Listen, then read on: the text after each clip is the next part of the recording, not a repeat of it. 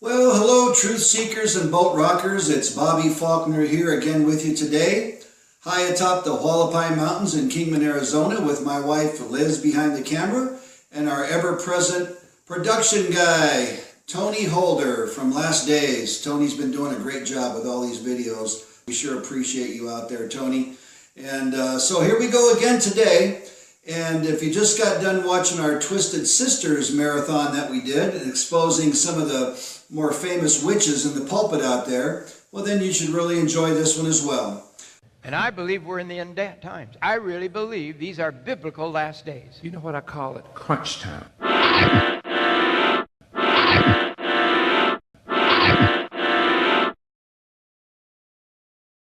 We're going to start out with the king of snake oil salesmen, good old Jimmy Bakker. Now, again, if you've watched our Twisted Sisters series that we did, you'll understand why we're calling them twisted, because that's what they do. They twist and turn scripture. So we're going to start right off the bat here in this series with, again, Jim Bakker. Jim Bakker, again, is the king of snake oil salesmen. He pretty much started the love gifts and partnering, the pledges, the donations, and of course, it basically started back in the 70s, and what we intend on proving with these videos about Jim Bakker, there's going to be two parts, by the way, of Jim Bakker, a part one and a part two, because there's so much. We could have 10 parts at minimum of Jim Bakker. There's so much to do, but we're going to lay a foundation here from the 1970s, basically when he got his start, going forward, bits and pieces of that. So hopefully you can see what this liar and fraud has done throughout the years, that where he started, nothing's changed to present day. And so many have followed on the heels of Jim Bakker with the gifts and the love gifts and all these different things like that. So without any further ado, let's jump right in with Jim Bakker. Crunch time. The female guard escorted me back down the hall in the direction of the entrance to the hole. As we passed other inmates, I whispered to anyone I even knew vaguely, "Get Dr. Foster, I'm going to the hole. Please get hold of Dr. Foster." It wasn't long before Bakker discovered that his broadcasting talent made him an exceptionally effective fundraiser. One time the telethon wasn't doing terribly well, and so Jim started crying and started saying that if people didn't send in $10 or something like that, that they wouldn't be able to survive. And the phone started ringing, people started sending money. Oh, our time is gone for today. We're going to be going around the world every day this week, so tune in again tomorrow, and remember that God loves you. From this moment on, the PTL Television Network plans to broadcast television and radio non-stop, 24 hours a day, until the second coming of Jesus Christ. So Jim obviously has perfected his scamming people to a science, to say the least. Did you notice those early programs on PTL? He had people like Rex Humbard, Charles Capps, Oral Roberts, Jimmy Swaggart. Now Oral Roberts was a little bit older than Jim Bakker, and so he was starting out with the tent meetings along with Billy Graham, people like that. Oral Roberts, not to be outdone, started the Seed Time and Harvest, and pretty much the word of faith was birthed from these guys, from these Oral Roberts and Jim Bakkers and people like that. So he's had a long time doing this, and obviously when you look at this for face value, Satan was way ahead of the curve on technology, even back in the 70s, folks. So as you can see, we're going to progress here with this going forward. So let's go ahead and watch another one. Jim Bakker's PTL Club was perhaps the most professional of all the Christian TV shows. Here goes. It's too late to go to the restroom. You're trapped. 15 seconds. Stand by. The shelves in the video library were filling up with 16 hours of new television every week. PTL had over 1 million daily viewers, generated an income of $120 million a year, and with a staff of over 2,000, had become the second biggest employer in Charlotte. Now, did you catch those numbers, people? From that long ago, over 1 million viewers at least, 120 million a year they were raking in back in the 70s. That's astronomical money now. let alone from back then, 40 plus years ago. That was a lot of dough, folks. So obviously, once again, you can see why we call him the king of snake oil salesmen. Greed knows no bounds in these people. And just to further show that, watch this.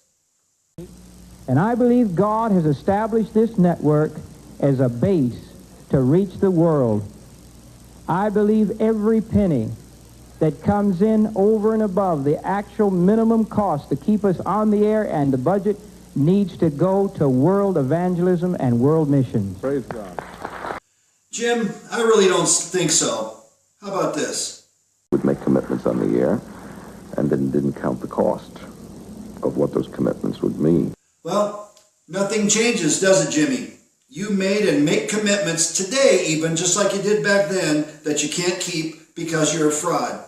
And folks, we're not going to show it in these particular video clips, but some of you may remember, and if you don't, look it up, because Jim Bakker got 45 years in prison for selling timeshares that he didn't have. He's good at that. He's good at putting stuff out there that he doesn't have, like it was said in the video here, making commitments that he can't keep. And so he did 5 years in prison of those 45 years. So, and he was boo-hooing and crying as they had him handcuffed, leading him out. And of course, where was God to help him then? Because he wasn't doing God's work. If he was doing God's work, don't you think God would have kept him from going to prison? Because that's his boy. Well, that's because that's a lie and that's not true. And he's working for his father, Satan. So that's why none of that took place. And of course, he comes out of there saying that God gave him a vision or gave him a new appointment while he was in prison, which is hogwash. So you can't keep a good fraud down, I guess, is what goes on here. So let's just watch this one here, too. So please welcome Dr. Cho to PTL. The commitments made to South Korea's Dr. Cho were the start of Bakker's troubles. Promised Dr. Cho TV equipment, which eventually I figured would be worth about $1 million. We're going to Korea and Japan. Amen. Praise the Lord. You name it, we made commitments. And then when it came time for paying the piper, the monies either weren't there or they weren't allocated. We made a commitment to Bob McAllister in Brazil. Our goal is every day in Brazil. Every day in Brazil. Praising the Lord. Made a commitment to Elias Melky in the Middle East project. If God would help us, I would say we must put that transmitter into Cyprus. Well, folks, Jimmy B has been defrauding people out of cash for decades and decades. It just looks prettier now. It looks a little more cleaner, clever, nicer, a little more godly even, because of course the setting in the studio is different and all the modern technology and things like that. And he's got some of the most top-named frauds that come on his show all the time, especially that fraud rabbi, Jonathan Kahn, with those harbingers. I mean, really? Wow. Trying to make the United States a part of the book when that was Israel. Anyway, we won't get off on a bunny trail here, but again, it just looks prettier, it looks more godly, but it's not. So let's watch a little more here. Joe gave this to me. I want to show this. Despite Manzano's memos, Bakker went on talking as if projects in Korea, Brazil, and Cyprus were fully viable. And to raise more money, he went on offering trinkets like this replica of the Korean crown jewels. By doing so, Bakker was laying himself open to possible charges of mail and wire fraud. We're going to have a special packet of cameras for Korea in a special unit. We're going to build actually a mobile unit that can go to Japan and Korea as well. But our studios, the production for the Asia countries will be in Korea because the studio has been given to us. A studio as big as this building right here. Eventually it became embarrassing because people, Americans particularly, started going to Korea looking for the PTL studios, and of course they weren't there because we never gave them any equipment or gave them a nickel to buy equipment. Sound familiar, folks? Do you really see again and again and again, we're going to say this, why we call Jimmy Bakker the king of the snake oil salesman? And you thought Oral Roberts was bad with that seed time and harvest stuff. Well, if you don't know who Oral Roberts is, we'll probably get to doing something on him, but he's dead now. And of course, Kat Kerr, if you watched our Twisted Sisters series, mentioned that she saw Jesus come down personally with a chariot of fire, his own chariot of fire, and pick up Oral Roberts and take him because he was highly honored in heaven.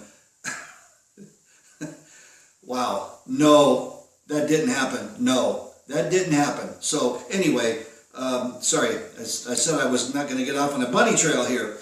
Jimmy is the king. There's no question about it. He lied then, and he still lies now.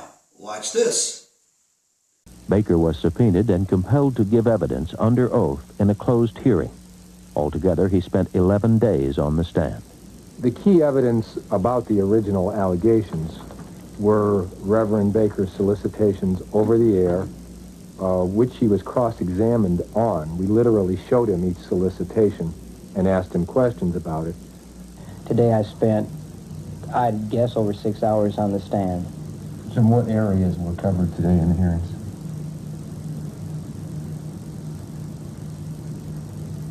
Mainly the missionary projects. We talked about Korea.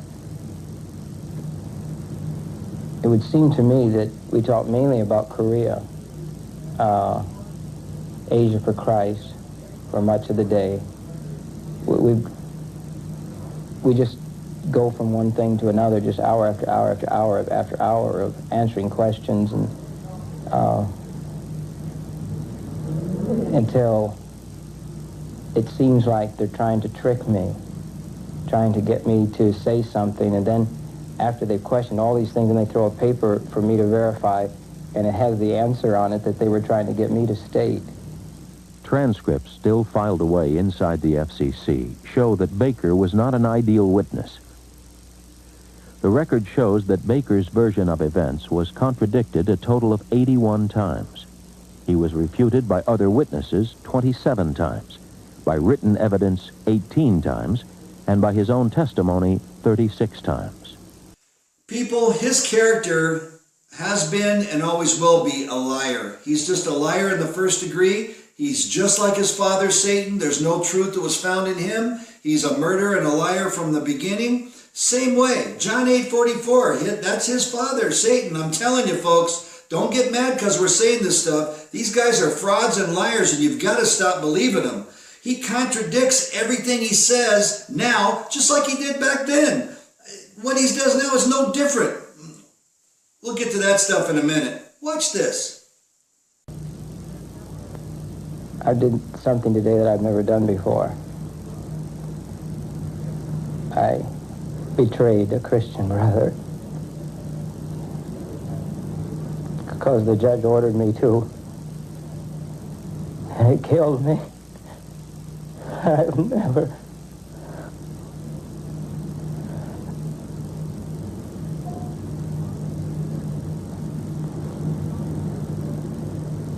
I will never publicly betray an enemy,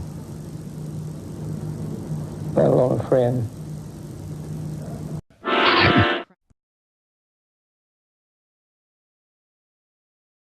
So, wow, let's add betrayal and crocodile tears to the mix here too.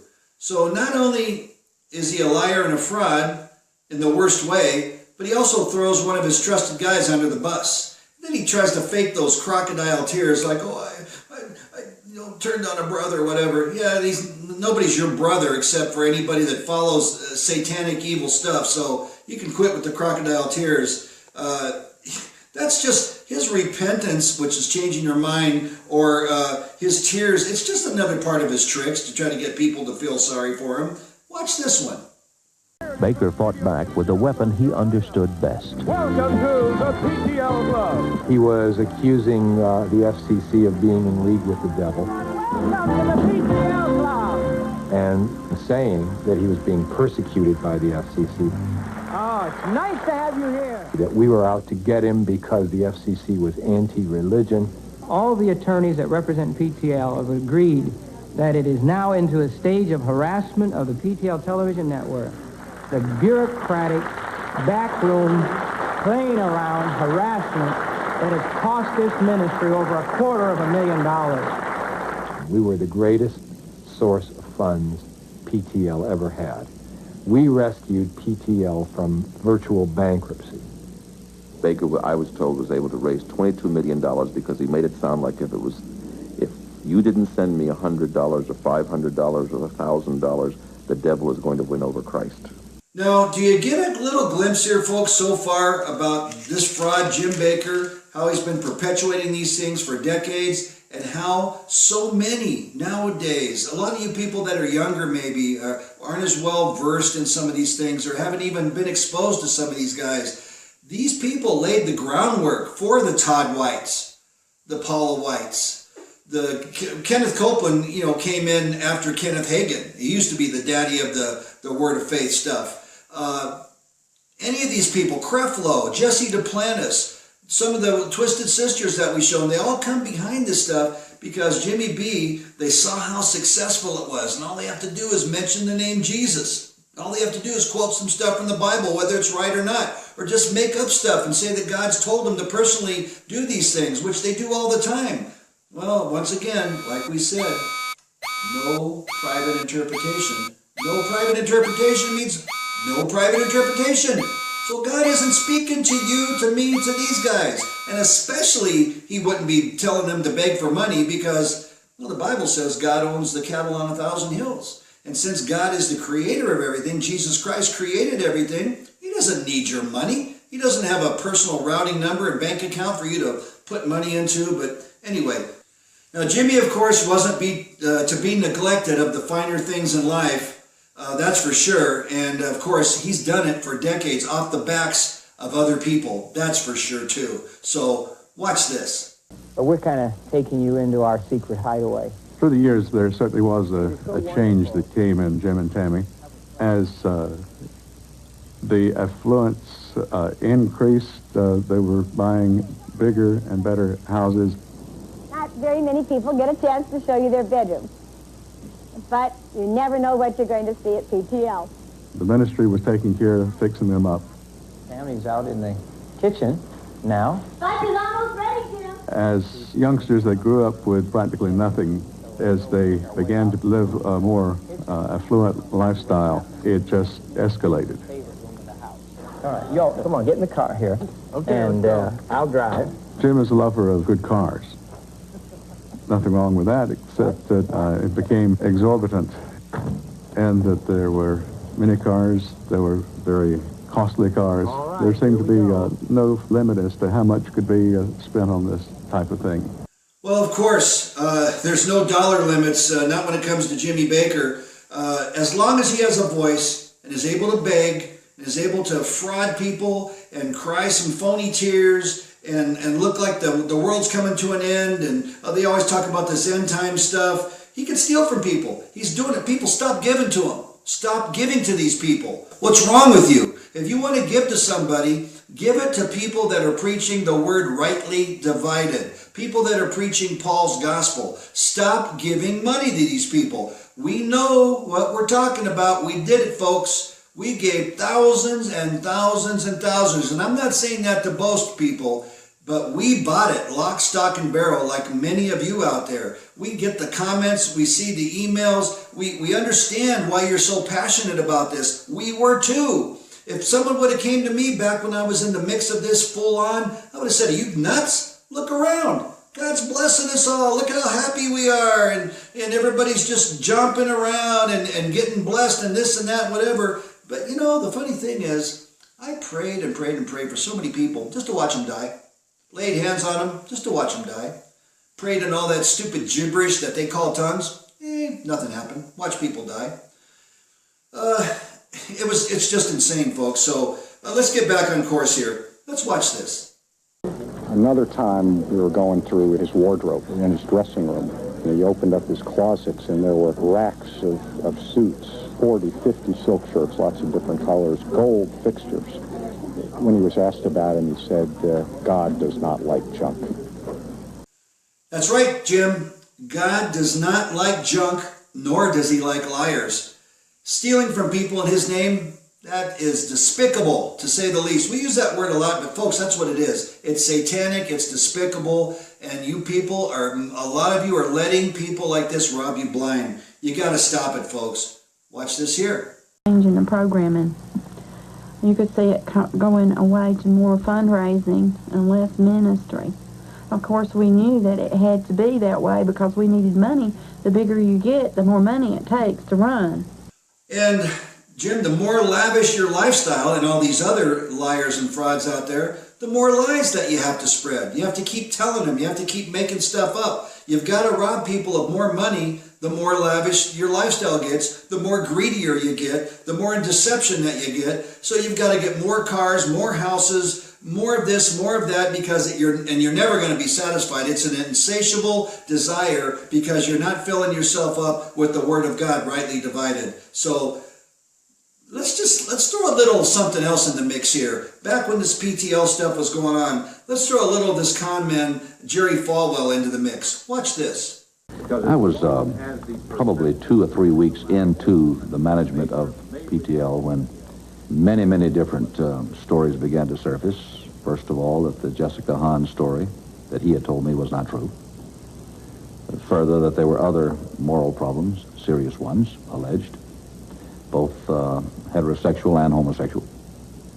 Jimmy, stealing money, the whole Jessica Hahn thing, which I saw in an interview, if none of you have seen it, look it up, where he's saying, it was no big deal, it was just sex, it was 15 minutes, there was no love involved. So I guess that makes it okay, since there was no love involved. Wonder how his wife felt about that at the time. Not real good, I'm sure. But nevertheless, stealing money, Jessica Hahn, and then the allegations, which I'm sure are true. I know, allegations, but that's always the word used. Heterosexual and homosexual activity. You see, folks, why to shun profane and vain babblings, they lead to more ungodliness. This is ungodliness, just keeps perpetuating here through this stuff. Jimmy, you were a very, very busy boy and still are for Satan. That's pretty obvious. So now watch this. To $1.5 million. Jerry Falwell wonders why the IRS did so little for so long. I can only say that the Internal Revenue Service has been very, very slow, 6 years, in coming to conclusions. I'm not in a position to know if they procrastinated or not, if this is the normal procedure. Jerry Falwell was one of the televangelists called to testify before Congress last October. With extreme politeness, the politicians assured the preachers that they did not want to step on their First Amendment rights. Still, in the light of the PTL scandal, they wanted to know how the public could be sure that their donations were being put to proper use. Some of the toughest questions were put to the newly appointed commissioner of the IRS, Lawrence Gibbs. The Internal Revenue Service did submit an internal audit recommending that PTL tax-exempt be revoked. That was made in 1985. And here it is, 87, and nobody knows what was the outcome of that recommendation. Would you sit on it for 6 years? I would neither sit on it nor would I deny the organization the rights that it has under the law to pursue its remedies with the procedural safeguards that they're entitled to use. Then it appears to me that you are giving a strong signal to these TV ministers to do any and everything that they want to. Is this a typical case? How long do you take to make an audit on a normal TV ministry? It is only after it comes to our attention in a credible way from the public that we can even begin an audit. Do you see where filing an annual report by churches would be in violation of the constitutional right of separation of church and state? I have assumed, perhaps erroneously, that that was the reason, certainly one of the prominent reasons, for specifically excluding them by statute in 1969. I've had the feeling personally that both the Congress and Internal Revenue Service has looked the other way on a lot of these audits. But wouldn't you know, if they're on national television raising $5, $10, $20 million, that they are out there? Mr. Chairman, it seems to me like your weakness in this is getting the form. Should all organizations be required to file some kind of form? What in God's name could be even remotely considered a violation of the constitutional rights of churches to say that they should file an annual report as to how much money they got and what they did with it? What we run into in this area are the competing considerations of the tax law versus the constitutional limitations on the establishment and exercise of free exercise of religion. Just down the road from Congress are the headquarters of the moral majority. Jerry Falwell handed over its presidency to Jerry Nims last fall. By then, both men had quit the board of PTL in disgust. But Nims remains critical of the government's lack of action in the PTL affair. I am troubled by the government's role in this situation. Now we'll see what the future holds. But as far as going back to 81, 82, and 83, what I looked at certainly bore out the need to investigate. The IRS was not the only federal agency whose reluctance to investigate PTL gave Dr. Nims cause for concern. In the summer of 1987, months after the PTL scandal had begun to make nationwide headlines, the Department of Justice was dragging its feet too, according to the former U.S. Attorney in Asheville, Charles Brewer. Anything I say concerning why the Justice Department treated the PTL investigation differently from the way it's treated other criminal matters during my 6 years would be really a matter of my speculating. And I feel that a possible reason may relate to the political aspects of the fundamentalist, charismatic Christian movement. It has come to be a very important component of Republican presidential politics. Brewer himself is a supporter of Ronald Reagan and stalwart of the North Carolina Republican Party. When the scandal broke in 1987, he found his phone ringing as press and federal investigators asked him when someone was going to do something. But before he could start an investigation, he got a phone call from the Justice Department in Washington. I've never been contacted by the department in regard to an investigation. Typically, the department will be involved in significant matters when you're talking about whether there'll be a prosecution or not. But I was really surprised to be contacted in regard to an investigation. And secondly, I was surprised at the high level in which the contact was coming from. The call came from Deputy Attorney General Arnold Burns, who told Brewer to fly up to Washington to a meeting at the Justice Department. Because PTL activities take place in North and South Carolina, Brewer thought there might be some question about overlapping jurisdiction. But the real question wasn't who would be doing the investigation. The real question on the table was whether there'd be an investigation at all. And this really surprised me.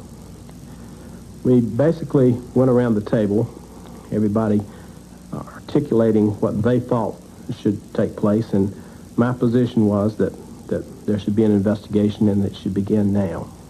Brewer says two of those at the meeting argued that the department should tread gingerly on PTL's First Amendment rights. They were Michael Durney of the Tax Division and Vinton D. Lyde, the U.S. Attorney from Columbia, South Carolina. You simply have to have an investigation to determine whether there's anything to prosecute or whether there's any potential of anything to prosecute. And if you take the position you're not going to investigate, then you'll never know. And with all of the coverage coming out of the media concerning this, that anyone in the world would have questioned whether there would be an investigation was a shock to me. Jerry Nims, at that time still part of the caretaker management at PTL, was also frustrated by this apparent reluctance to enforce the law. And I did go to one government official that shall remain nameless. And I was just using an analogy. I said, I'm a citizen, a friend, and you're the policeman, and I think I just witnessed a bank robbery. You're the cop. What are you going to do about it? And Nims was accusing the Department of Justice of dragging its feet in the matter. He was calling for a federal criminal investigation, and I thought with the PTL, who in the eyes of the law would be considered the victim, calling for it publicly, the media calling for it, and the federal investigative agencies asking for it, that the department would have no choice but to authorize a criminal investigation into these allegations. By now, Brewer was back home after a second meeting in Washington. In Charlotte, agents from the FBI, IRS, and the Postal Service were beginning to pursue their own lines of inquiry when Brewer got another phone call from the Department of Justice. Charles Brewer.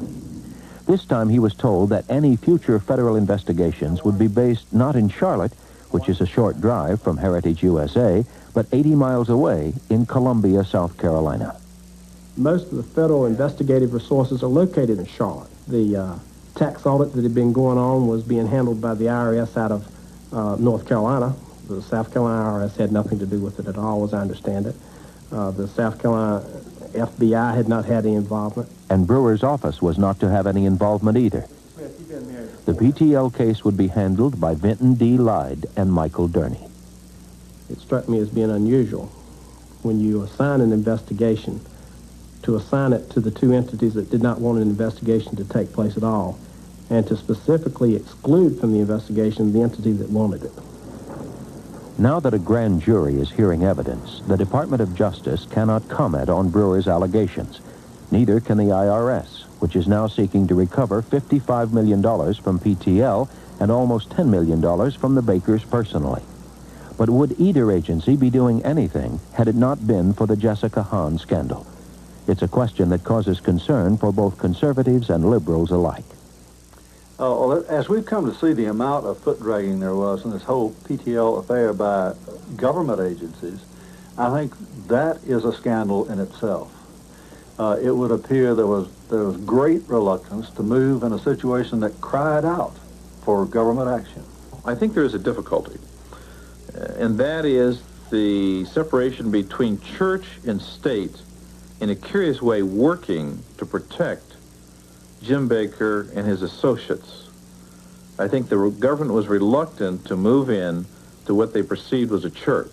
The net effect of what the government did was to instill increased confidence in Jim Bakker and PTL that they could make false solicitations for money over the air, thus bamboozling many thousands of innocent people out of a great deal of money. And that's an awful wrong thing that should never have been done. But despite everything, there are those who still believe. Good afternoon. Bring Baker's Back Club. May I help you? Yes.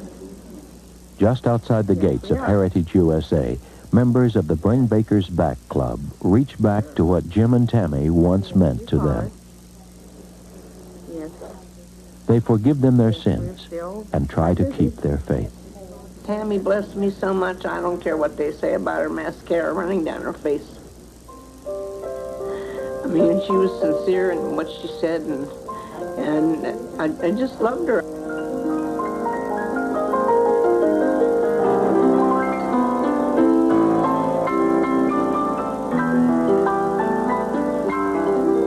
And the minute we drove on the grounds, it was like going to heaven. And you just felt like you were just lifted right up, and you were that way the whole time. You walked around and you weren't even touching the ground hardly.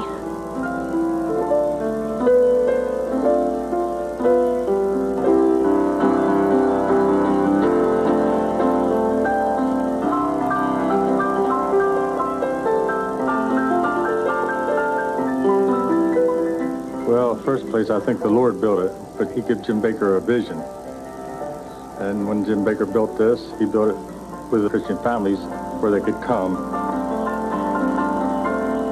I still love Jim and Tammy, and I'm sure the Lord will work everything out. It's not for me to judge. I just feel like somebody died, and we don't have them anymore, that's all.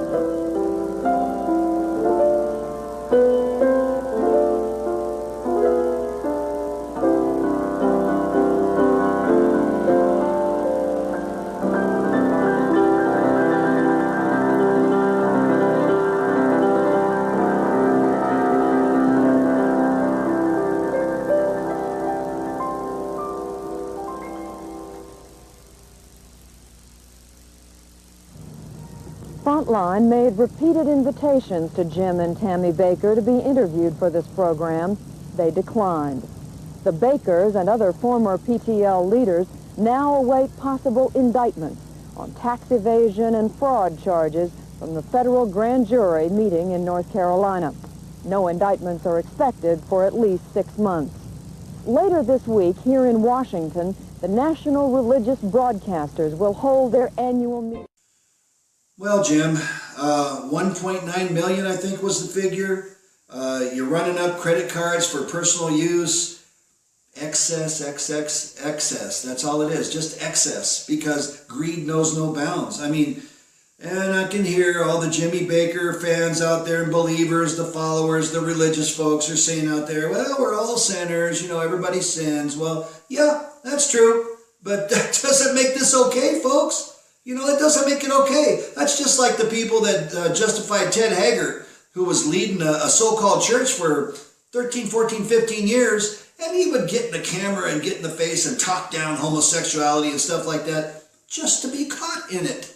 And so they booted him. And then he started up another church in Colorado Springs. And this stuff just goes on and on, folks.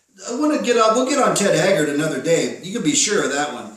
But all this money and stealing and robbing people, don't tell me we're all sinners, folks, okay? That doesn't excuse it. That's the same logic that doesn't excuse when you're a grace believer, when you're saved by the finished cross work of Jesus Christ, the death, burial, resurrection, that people like to call easy believism. Well, that's because it is easy to believe. Jesus made it that way. And we're sealed with the Holy Spirit. Then they want to say, well, that just gives you, you're saying it gives you a free ticket to sin. Our sin won't keep us out of heaven, folks.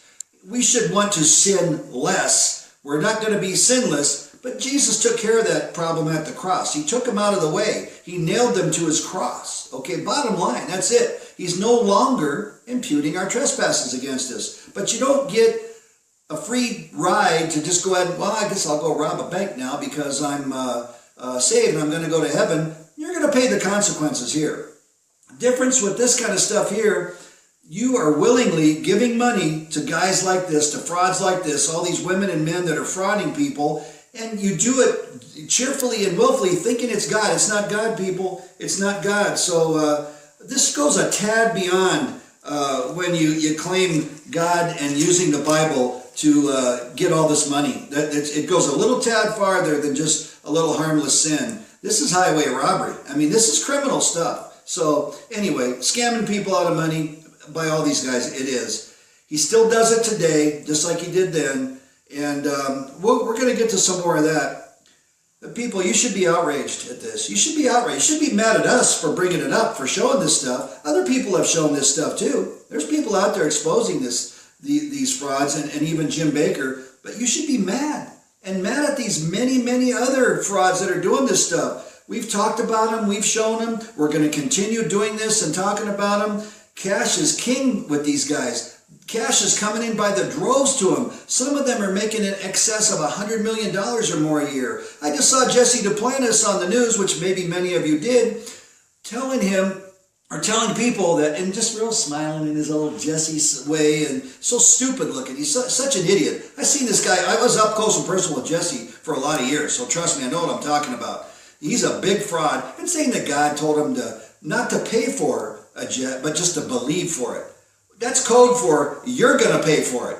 Jesse's not paying for it. You're going to pay for it. Anyway, that's the kind of things these guys do, folks. The Todd Weiss, the Copelands, the Paula Whites, the Joyce Myers, the Creflo Dollars, Carl Lentzes, the Stephen Furdicks. The list is long, folks. It goes on and on and on. And some of you want to justify, well, like Rick Warren, he doesn't take a salary. Hey, believe me, he makes buku off that stupid book, The Purpose-Driven Life, and all that other stuff he does. He doesn't have to take a salary. You guys just flood him with money. Newport Beach, that's a pretty nice place, believe me. If you don't know where that's at, check that out on the map. So, once again, folks, you should be outraged about these thieves robbing you blind. Hopefully, so far, this, again, has laid some foundation for you that takes Jim Bakker from where he started, his not-so-humble beginnings, into the present time here. So watch for part 2 of Jim Bakker, the Twisted Televangelist. We're going to be coming up with that right away. Thanks for watching. Take care.